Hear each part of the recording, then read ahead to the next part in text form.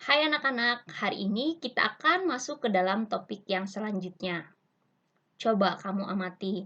Pada gambar yang pertama ini, apa ya yang Ibu Eva taruh di sini? Nah, situasi ini sangat familiar dengan keadaan kita sekarang ya.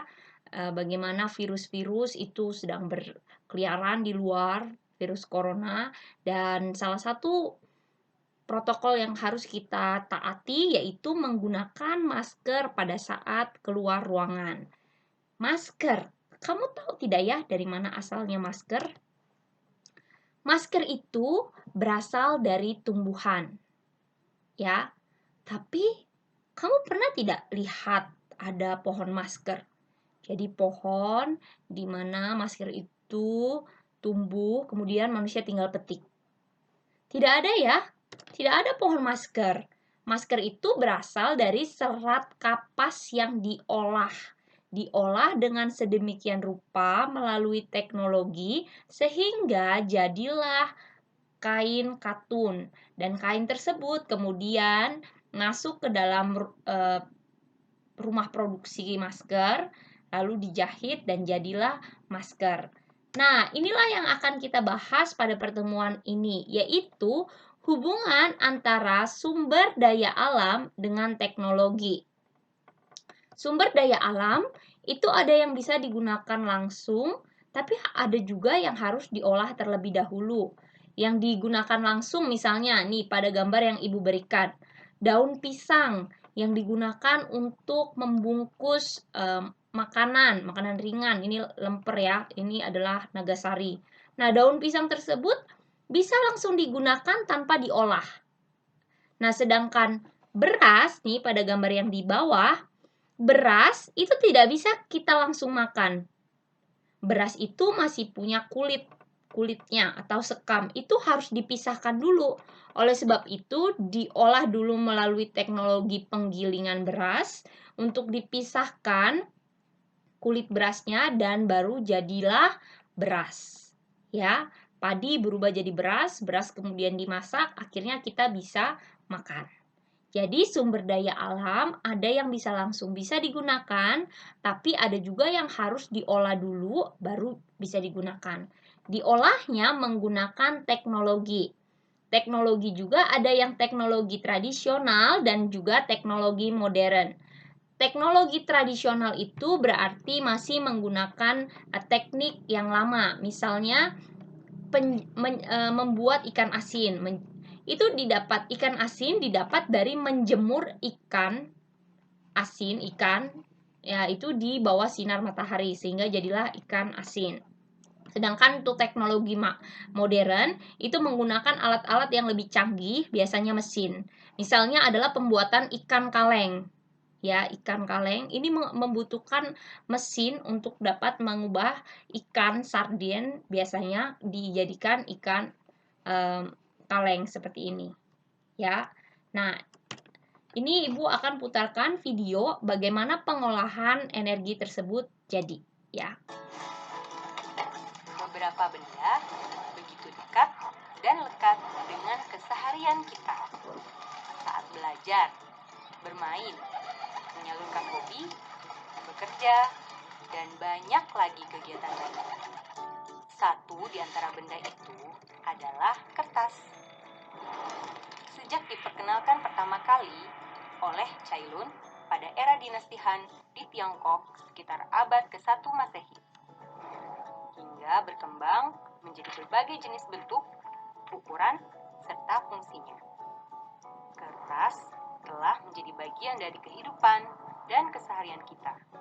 Meski kerap kita jumpai dan pergunakan, tak semua dari kita mengetahui jika kertas dan produk turunannya bermula dari bibit pohon yang ditanam loh, yang kemudian menjadi batang kayu pada areal yang disebut hutan tanaman industri.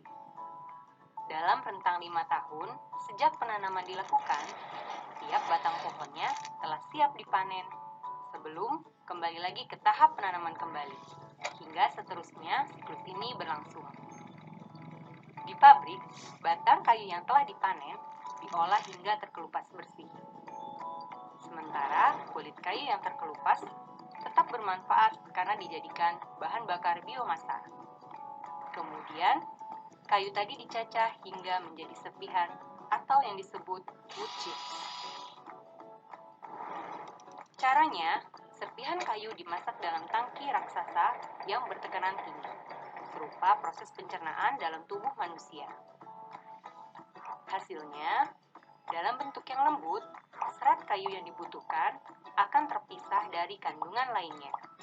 Selanjutnya, bubur kertas atau pulp akan mulai terlihat bentuknya.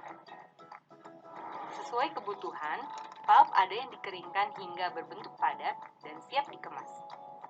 Ada pula yang langsung diproses ke tahap selanjutnya. Selanjutnya, pulp tadi sudah bisa diolah untuk menjadi kertas dan beragam produk turunannya.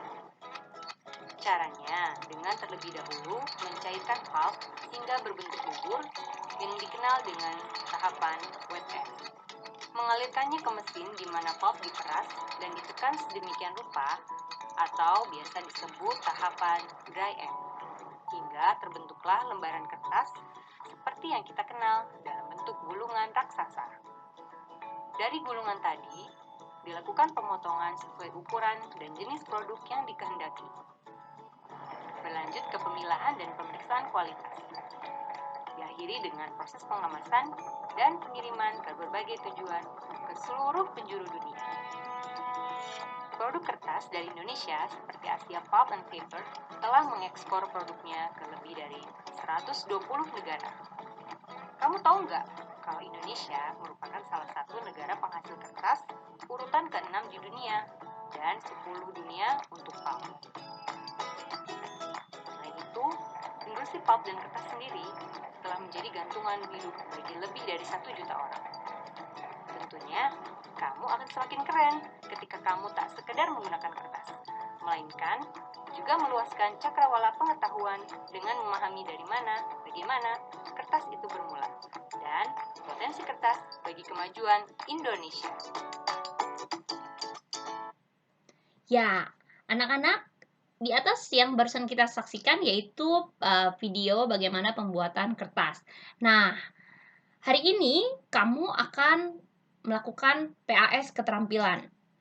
PAS kamu itu ibu meminta kamu untuk membuat presentasi mengenai teknologi pengolahan SDA. Bebas apa yang mau kamu presentasikan. Contohnya misalnya seperti yang tadi ya, itu cara untuk membuat kertas dari pohon. Dan ini bisa juga kamu membuat bagaimana cara membuat kain wol dari domba. Dan di dalam PAS kamu itu, ibu harap kamu dapat pertama menjelaskan produk yang dibuat. Misalnya kecap. Nah, kamu sebutkan apa manfaatnya kecap, bahan dasarnya kecap apa, kemudian langkah-langkah untuk membuat kecap. Kemudian yang B, Ibu harap kamu dapat menjelaskannya dengan baik. Ini yang akan Ibu nilai ya. Kemudian yang C, kreativitas kamu yaitu dalam menggunakan alat bantu peraga. Bisa tunjukkan produknya apa, kemudian kamu tunjukkan poster, gambar bagaimana langkah-langkah membuat, ataupun kamu bisa menggunakan Microsoft PowerPoint. Dan Ibu harap semua juga durasinya tepat, yaitu 3-7 menit. Tidak kurang dan juga tidak lebih. Kira-kira ini yang akan kamu lakukan pada PAS keterampilan. Ibu sertakan juga beberapa contoh video untuk kamu tonton. Bisa jadi itu jadi inspirasi kamu untuk menjelaskan atau memilih produk yang mau kamu presentasikan. Ya, demikian topik kita untuk hari ini.